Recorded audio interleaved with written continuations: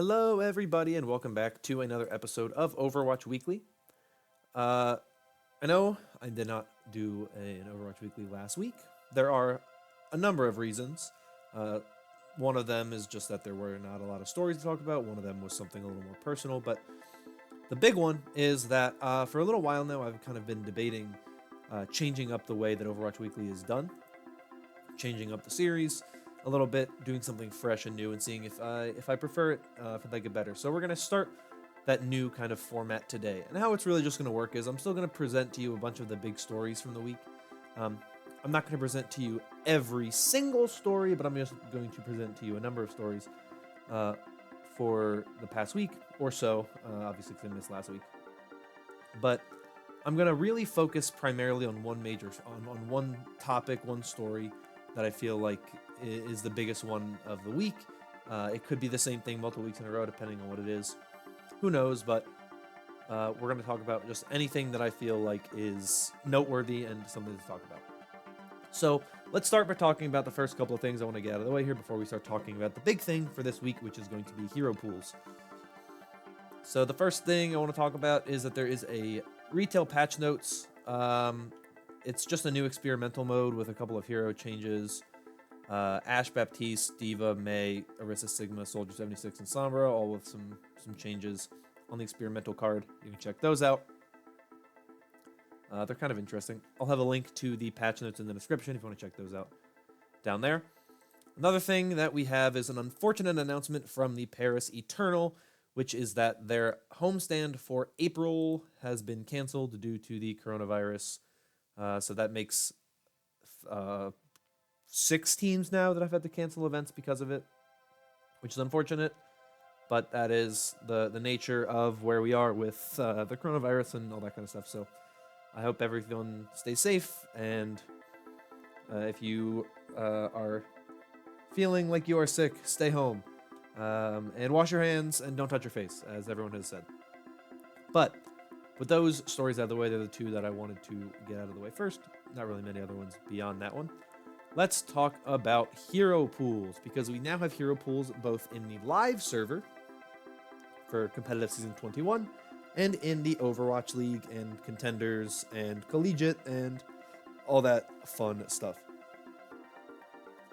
So I haven't really done a ton of playing competitive for season 21, so I have very limited experience dealing with the hero pools. I don't know what the current hero pool is. It's probably the same one as what it was when the season first started. I'd imagine it hasn't changed yet. Of Baptiste, Hanzo, May, and Orisa. The current hero pools didn't really affect me too much. I don't play a ton of Orisa, or I did play a ton of Orisa, but I didn't like playing Orisa, so I'm like, I don't really care. I played some Hanzo, and I played a little bit of May here and there, and a little bit of Baptiste here and there, but for the most part, neither of those two things really bother me, so that's what it is.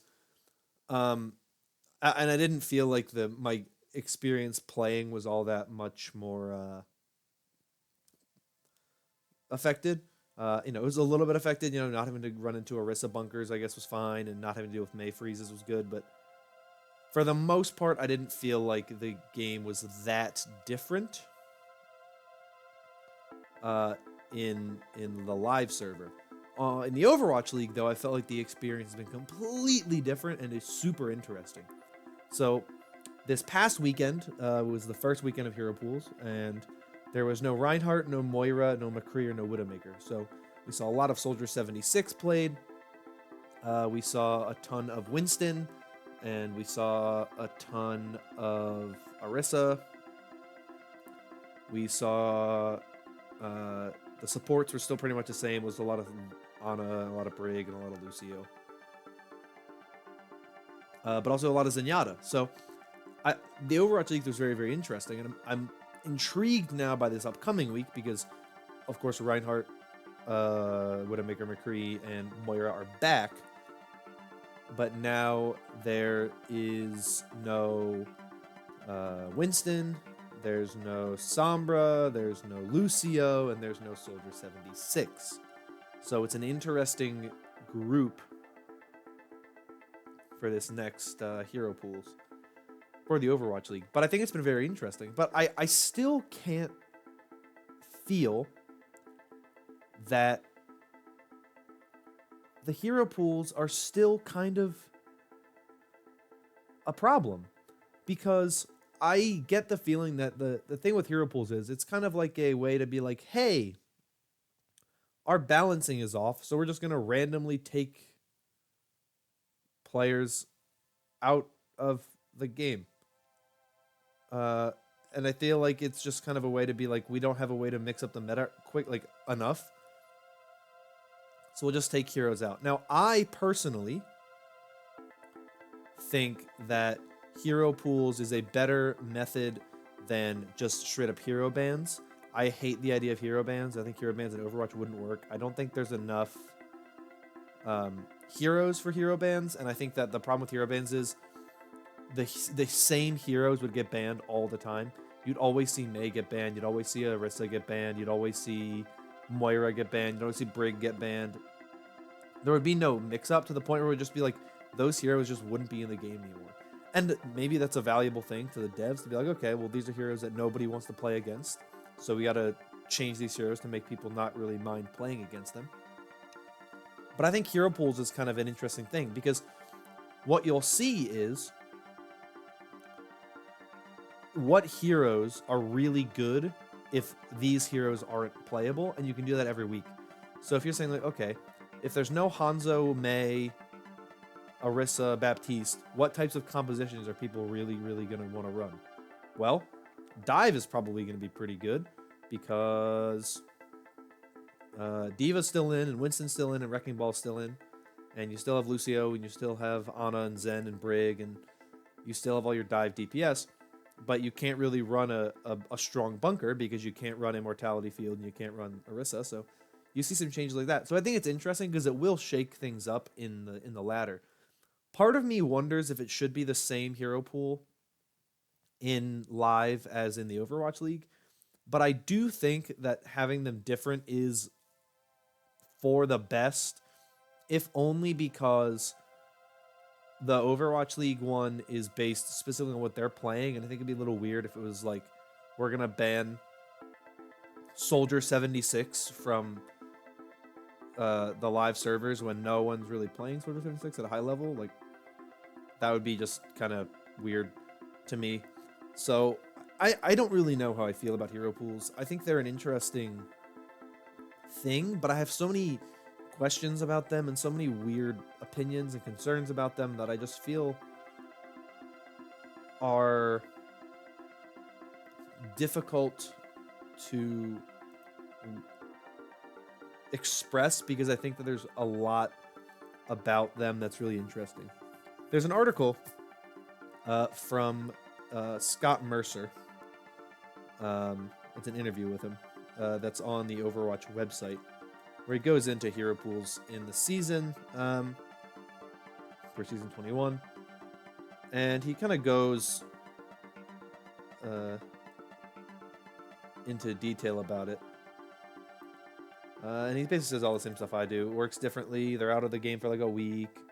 It brings in a new meta, kind of. Talks about where the concept came from. But what's interesting here is his opinion, or his answer to the question about why not just hero bans, where the players get to choose. And he said, we just didn't think it was right. It was the right fit for Overwatch. We didn't want to turn the pre-match phase into something where you have to spend 5 minutes staring at UI and hero portraits and listening to people argue about the heroes they do or don't want. But we looked at pick ban systems and asked, what do they provide and what do we want to accomplish? They provide motion and help shake up the meta, which is what we want. So we came up with the idea. I think it's something that Jeff Kaplan originally pitched. What if we made certain heroes temporarily unavailable? And then when asked, how do they pick the heroes that they're going to ban, and how do they maintain a balance between players at different skill levels? He said it's always difficult when we look at these things, low SR versus high SR versus professional play. There are a lot of different factors there. We want to mix it up. Some weeks might not affect the highest level of play that much, and some weeks will. We're not relying on hero pools alone to change the meta. It's a tool for us to use, and we'll adapt to things as they change. There's still a lot of unknowns regarding game balance. It's one thing to say, hey, here's this concept of a thing, and another to actually live with it. We have a lot of flexibility. If we need to take more or fewer heroes out of rotation, we're not fixed into 1 tank, 2 damage, 1 healer. How often pools change isn't fixed. We want to work with the community to see how things go. It's interesting. I don't know what to feel about it, because right now it hasn't really affected me that much because a lot of the heroes I play haven't been taken out of the rotation. So I feel like it's hard to say for sure. You know, if I want to try to play at one point when heroes that I like to play are out of rotation. You know, if Doomfist is taken out, if Reaper's taken out, if Brig, Moira, Mercy are taken out, if Lucio is taken out, if Zarya is taken out, if Reinhardt's taken out, if Diva's taken out, I'd like to see kind of how my feelings on hero pools differ. Because right now, my feelings about hero pools is they don't really impact me that much. I don't really care that much because they haven't done anything to me yet. None of my favorite heroes have been taken out. But if they were, how would I feel about it as, you know, opposed to how I feel about it now? It's what I don't know about yet. It's what I'm interested to see, but I do think it's an interesting thing now that we actually have it. My opinions on it, I feel like, are a little different than when it was first introduced. I'm a little more open to it now than I was, but when my heroes that I like to play are taken out, my opinion might be a little different on it. But I'd like to hear what you think about it in the comments down below. And if you want to check out any of the things I talked about today, whether it be hero pools or the other stories I mentioned, links to all of those will be in the description. But that's all I have for you today. So if you enjoyed, consider liking and subscribing. But I want to thank you all once again for watching. Hope you all have a wonderful day, and I will see you all in the next video. Bye-bye.